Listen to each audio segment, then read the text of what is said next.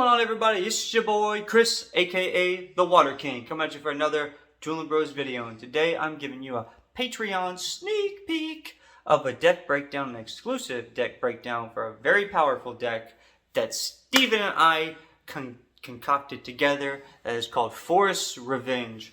That is a Spirit and Forest deck, and it goes against a Lightning and Water deck in a duel video called Frenemies. So the Lightning and Water deck called Frenemies is already been uploaded with the duel. Whether you watched that one first and then you came here, or you watched the duel first and you came here, go watch the Lightning and Water deck after this one.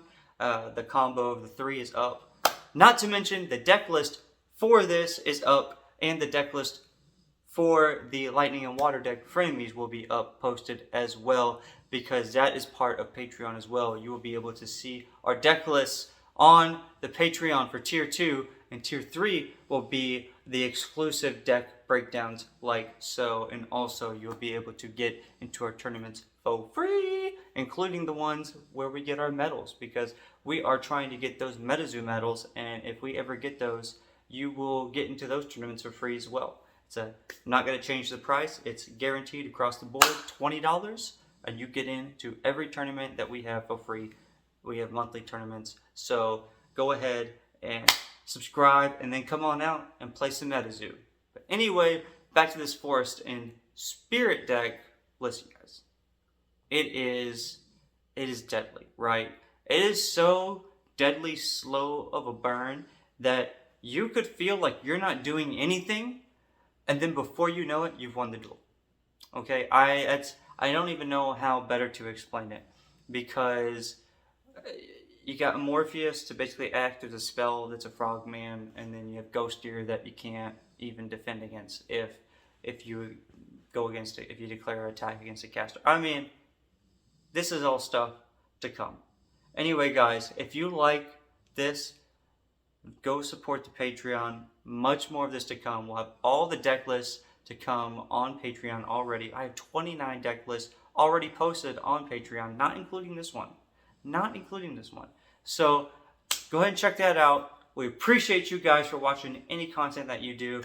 And we have 3 different tiers. We have a $3 tier, we have a $10 tier, we have a $20 tier. Like I said, the $20 tier will let you get into our tournaments for free. The $10 tier lets you see all the deck lists. $3 tier, so if you want to show us some love, we appreciate anything, and we love you guys. Peace. Hope you enjoy the video. Alright, so getting right into it, the Forest Spirit deck, or rather should I say Spirit Forest deck, is a rather unusual combo, but thankfully with the old books crying tree, we are allowed to make this work even better.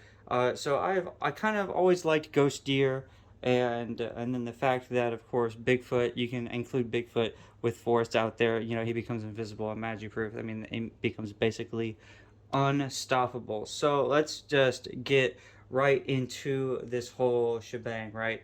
So we got 7 Spirit Aura, because nothing is really that high in Spirit Aura besides Stikini Owl. Everything else is, we got Walking Sam that is 3 Spirit Aura. But other than that, you got your Ghostier and your Spectre Moose, and then your Bell Witch all got relatively low cost with Spirit Aura as 1, 2, and then 2, and then of course your Hope Diamond is 2, and then we have all your spells are going to be a 1-drop. So you don't really need too much. However, it is nice if you do get one of these high cost Beasties right here, that or this artifact. You have the artifact of Medium's Third Eye. The artifact is always good to have. Yes, I go back and forth on Absorb Aura, but I think if you run a lot of artifacts like what we are going to see here in this deck, you can't run that many Absorb Auras. And if you can get 1 turn of your Aurifact out, I think the Aurifact has done its job, because I don't think you should play an Aurifact unless it can be used, because you don't just need to throw something out there for it to be destroyed. So that's why we have 7 Spirit Aura, because we have the Aurifacts to back us up, right? And then everything also pretty much has neutral. So the Bell Witch has 2 Spirit Aura, and then it has a neutral.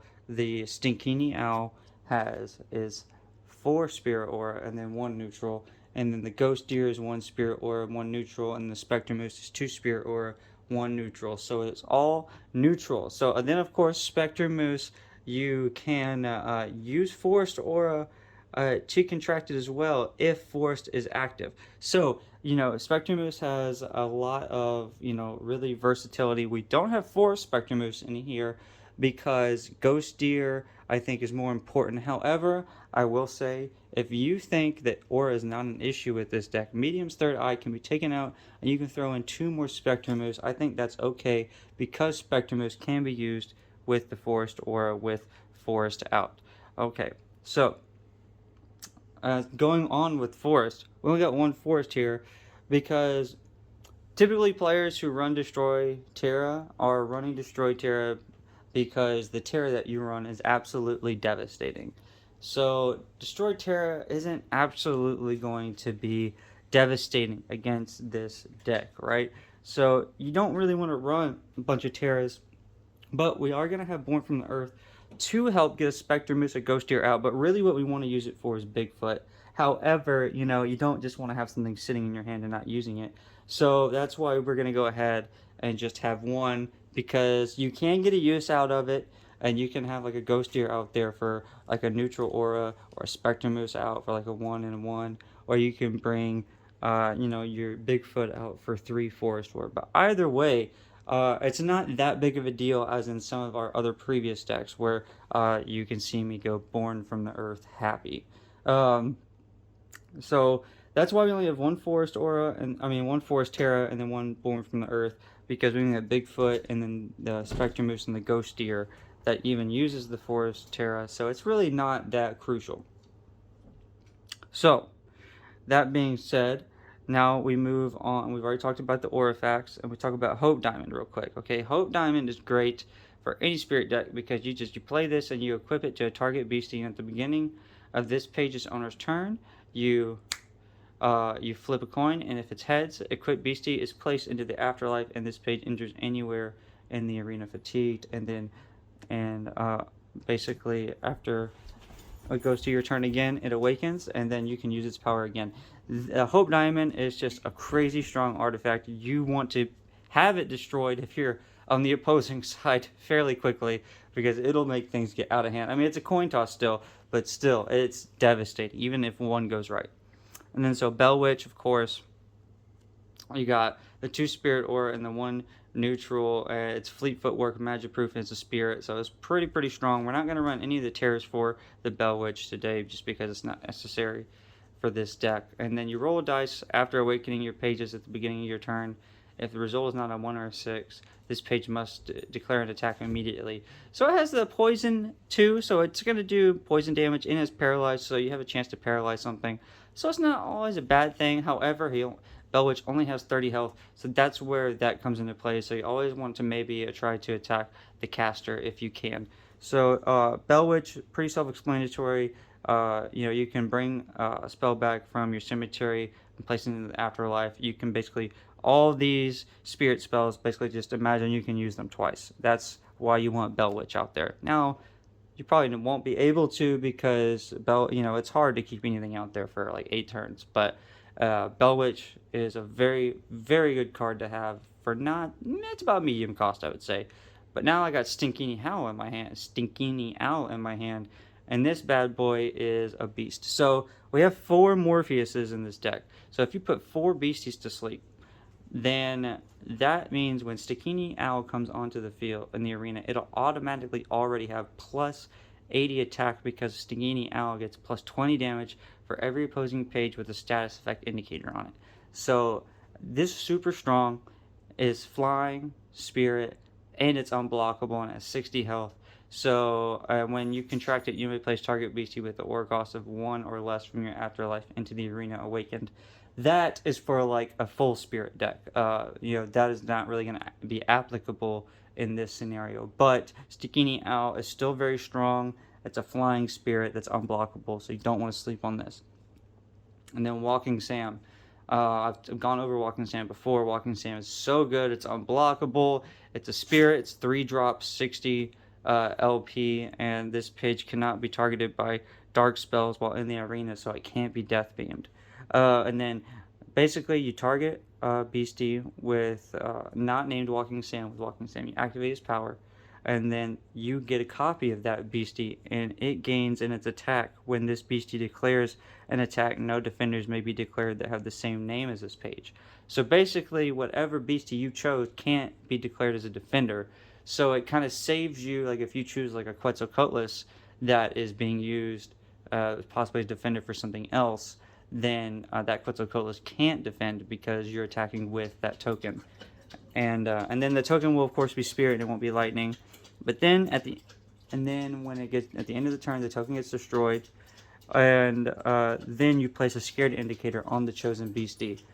So on top of you creating a copy of that card, and you can't have that card defend, it'll be scared at the end of the turn. Walking Sam, so good. Do not underrate Walking Sam. Now, the one thing, this is the a severely underrated card, Morpheus. Target Beastie is inflicted with sleep, and it's automatically heads unless another effect would say otherwise. What makes Frogman, the Frogman special, so deadly, besides like its 5 status effects, is the sleep. This is the essence of the Frogman special. So once you put something to sleep, it is crazy hard to get it away. You basically have to be prepared for it. If you're not prepared for it, you're just not going to be able to do anything about it. And even then, you basically have to damage your own Beastie in order to awaken something, and you run risk of having it destroyed. Sleep is so strong. This is like the ultimate control, I think. So don't sleep on Morpheus. That's why we're running all 4. It's just like Icy Path. You got to have the max amount. Same thing with Possession. You take control of target Beastie, awaken it, deal 5 damage to it, then awaken it. My bad. And at the end of this turn, you return target Beastie to its owner, Fatigue, and if it's still in the arena, of course. And that you may not target the same Beastie with the Possession again this turn. So you can't like possession the same Beastie twice in one turn, which wouldn't make sense because like if you already possessioned it, it's already in your possession. So but anyway, that's kind of self-explanatory. You get to take control of a Beastie. You don't want to sleep on that. It's a 2-drop. I think I spoke earlier, said it was a 1-drop. I misspoke. It's a 2-drop. It's still worth it. But if you were like, man, anything to take out, maybe 1 copy of that because it's a 2-drop. But you really don't want to take too much out because it's a dual type deck. So getting 40 isn't necessarily the most optimal thing because you don't want to have not enough cards in the deck. Having not enough cards in the deck is just as bad or worse than having too many cards in the deck. So then we got New Year's New Beginnings. If you guys know or have seen anything about the Dueling Brothers, then you know that New Year's New Beginnings is a favorite card and a must-have right now. You just straight up place your chapter into the cemetery, both casters, and then you draw 7 new pages. Pretty self-explanatory. Bookmark the Pot of Greed of Metazoo. You bookmark 2 pages from the top of your spell book. We already spoke about the Forest Terra and then the Born from the Earth earlier. All the benefits of that. Then we got the Chaos Crystal as another aura fact to get that fast aura so that you can get rolling. And then we got Power Up Red. Of course, that's another classic that we've already covered a lot of. Card breakdowns in every deck basically. You get 100 LP to target Beastie. It loses Immortal and it gains 100 damage. And then a Power Up Red goes to the cemetery if the Beastie leaves the field. It's a very strong card. You do not want to sleep on that. And then so Bigfoot, of course. Oh, if you're gonna Power Up Red Bigfoot, you want to Power Up Red Bigfoot before Forest is out because he'll be Magi proof with Forest out.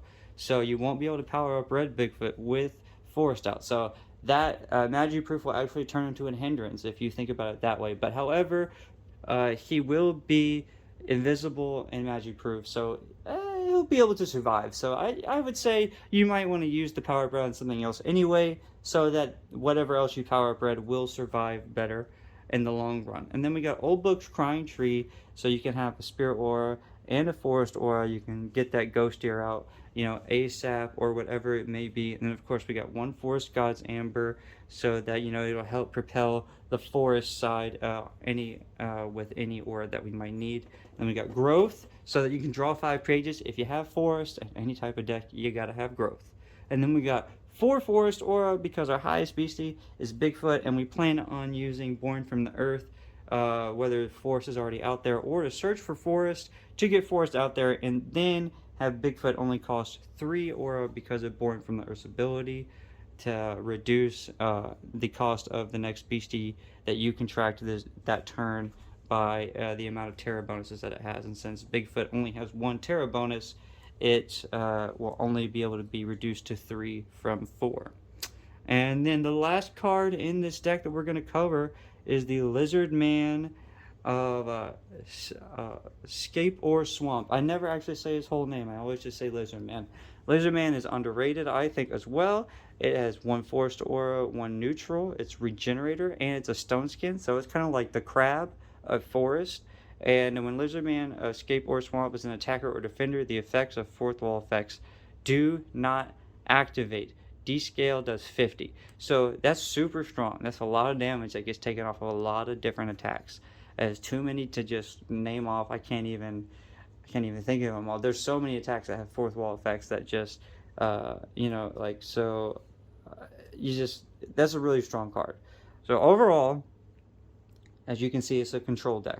So don't expect this to be like some hyper aggressive lightning Quetzalcoatlus deck where it's like wham, wham, wham, wham, wham. No, you are trying to just have constant control of battle and just have that steady flow, and just want to maintain your composure throughout the duel. With this deck, you're never out until the very end. There's some decks that like after like maybe 8 or 9 turns, you're like, whoa, this I need to surrender. In this deck, I swear you could come back from at any point. That's what it's kind of made for. Spirit is kind of like, a sneaky devils, if you will.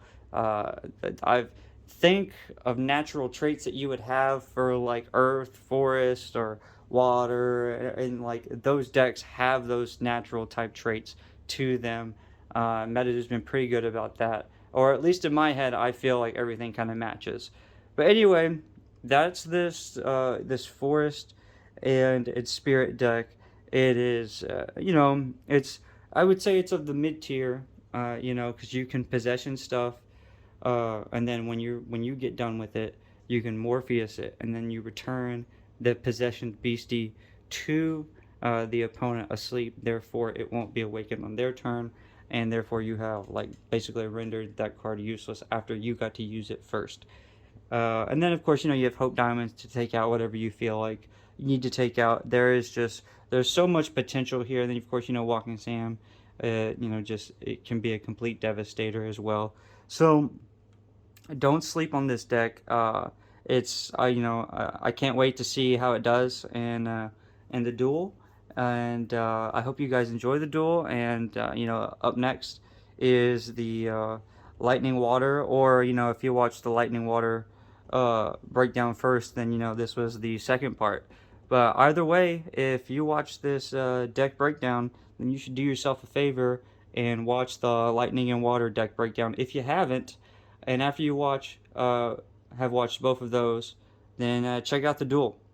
It's going to be a blasty blast. I'm excited. This is I think our first duel type deck duel in a long time, so I'm really excited. A lot of the duels we've done as of late have been single type aura, because that has what has been rocking the meta, and we've been playing in a lot of tournaments. So this hopefully will be the beginning of a new age, the age of the dual auras. Anyway, guys, I hope you guys enjoy it. I hope you guys, like I said, enjoy the subsequent duel to come. And as always, thank you for watching. And this is, again, a taste of what you'll get from, the tier 2. The deck list from this will be posted as if you were to see it on the tier 2 Patreon. So this is it's going to be part of like the teaser for what's to come on the Patreon. So if you like what you see from this, just go ahead and go to that Patreon and show the Dueling Bros some love, and in return we'll help you with your MetaZoo game. And if you get that tier 3, you'll also be able to come to every one of our monthly tournaments for free. And that's right, I said monthly tournaments free. It's a monthly subscription, and you get to come to our monthly tournaments free. So I mean, why not take advantage and just come out every time? You know what I'm saying? It was just, we're all trying to build the community and have fun. We love you guys. Have a great week, weekend, night, or day. And peace. Thanks for watching another Dueling Bros video. We got tons of videos for you to choose from, and if you like our content, please subscribe to our page. It would really help the bros out a lot. See you next time.